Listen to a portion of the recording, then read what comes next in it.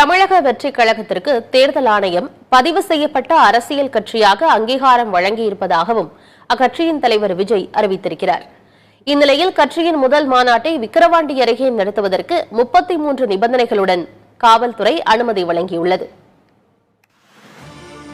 தமிழக வெற்றிக் கழகத்தின் மாநாட்டு மேடை, மாநாட்டு இடம், வாகன நிறுத்துமிடம் ஆகியவற்றின் வரைபடங்களை கொடுக்க வேண்டும் என காவல்துறை தெரிவித்துள்ளது. மாநாட்டிற்கு அனுமதி கேட்டுக் கொடுத்த மனுவில் 1.5 லட்சம் பேர் வருவார்கள் என கூறிவிட்டு தற்போது 50,000 இருக்கைகள் தான் அமைக்கப்படும் என்று குறிப்பிட்டுள்ளதால் அத்தனை பேருக்கு மட்டுமே காவல்துறை பாதுகாப்பு வழங்கப்படும் எனவும் தெரிவிக்கப்பட்டுள்ளது. மாநாட்டிற்கு கூடுதலாக மக்கள் வருகை தரும் பட்சத்தில் தன்னார்வலர்கள் மற்றும் கட்சி நிர்வாகிகளை கொண்டு அவர்களின் பாதுகாப்பை உறுதிப்படுத்த வேண்டும் என நிபந்தனை விதிக்கப்பட்டுள்ளது. மாநாடு 2 மணிக்கு தொடங்கும் என்று குறிப்பிட்டுள்ள நிலையில் மாநாட்டிற்கு வருபவர்களை 1:30 மணிக்குள்ளாகவே வந்துவிட நடவடிக்கை எடுக்க வேண்டும். வெளி மாவட்டங்கள் மற்றும் வெளி மாநிலங்களில் யார் தலைமையில் எந்தெந்த ஊரிலிருந்து எவ்வளவு பேர் வருகிறார்கள் என்ற விவரங்களை கொடுக்க வேண்டும் எனவும் காவல்துறை குறிப்பிட்டுள்ளது. மேலும் மாநாட்டிற்கு செல்லும் வழிகள் குண்டும் குழியுமாக இருப்பதால் சாலையை சீரமைத்து வாகனங்கள் சீராக செல்ல நடவடிக்கை எடுக்க வேண்டும். அனைவருக்கும் குடிநீர், உணவு உள்ளிட்ட அடிப்படை வசதிகளை செய்ய வேண்டும். கர்ப்பிணிகள், முதியோர்களுக்கு தனி இடம் ஒதுக்கீடு செய்ய வேண்டும்.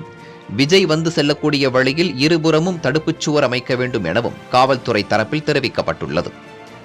மாநாடு நடைபெறும் இடத்திற்கு அருகே 6 கிணறுகள் உள்ளதால் அங்கு மக்கள் செல்லாதவாறு தடுப்புகளை ஏற்படுத்த வேண்டும்.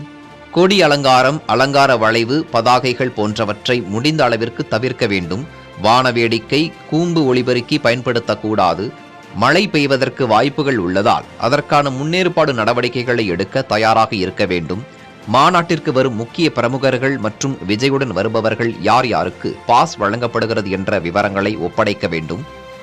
மாநாட்டு நிகழ்வுகளை எளிதில் காணும் வகையில் ஆங்காங்கே LED திரைகள் அமைக்க வேண்டும். அனைத்து இடங்களிலும் CCTV கேமராக்கள் பொருத்தி அதனை கண்காணிக்கவும் வேண்டும்.